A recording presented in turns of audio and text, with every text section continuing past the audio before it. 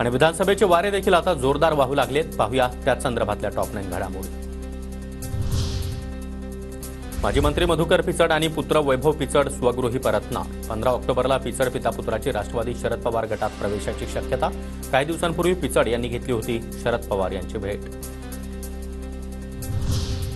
तानाजी सावंत यांचे पुतणे अनिल सावंत यांच्याकडून पवार गटाकडे उमेदवारीची मागणी। पंढरपूर मंगळवेढ्यातून लढण्यास इच्छुक, तर कार्यकर्त्यांची बैठक घेऊन शरद पवार गटामध्ये प्रवेश करणार अनिल सावंत यांची माहिती। विधानसभा मतदारसंघाच्या तयारीच्या बैठकीला देखील अजित पवार गटाच्या आमदारांची दांडी। हडपसरचे आमदार चेतन तुपे आणि वडगाव शहरीचे आमदार सुनील टिंगरे बैठकीला गैरहजर, तर तब्येत ठीक नसल्यानं मेळाव्याला नव्हतो सुनील टिंगरे यांचं स्पष्टीकरण।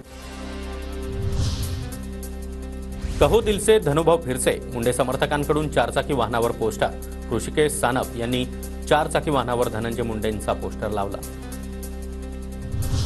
सुजय विखे संगमनेरमध्ये येत असतील तर स्वागतच, तर फक्त मीच नाही तर संगमनेर तालुक्यातील सर्व जनता त्यांचं स्वागत करायला तयार। थोरात यांच्याकडून सुजय विखेंना मिश्किल टोला। आमदारकी गेली तरी चालेल, मात्र रामगिरी महाराजांचे विचार सोडणार नाही। साधूंना ठेचून मारण्यासारखा प्रसंग वैजापुरात होतो की काय, अशी शंका शिंदे गटाचे आमदार रमेश बोरनारे यांचं वक्तव्य।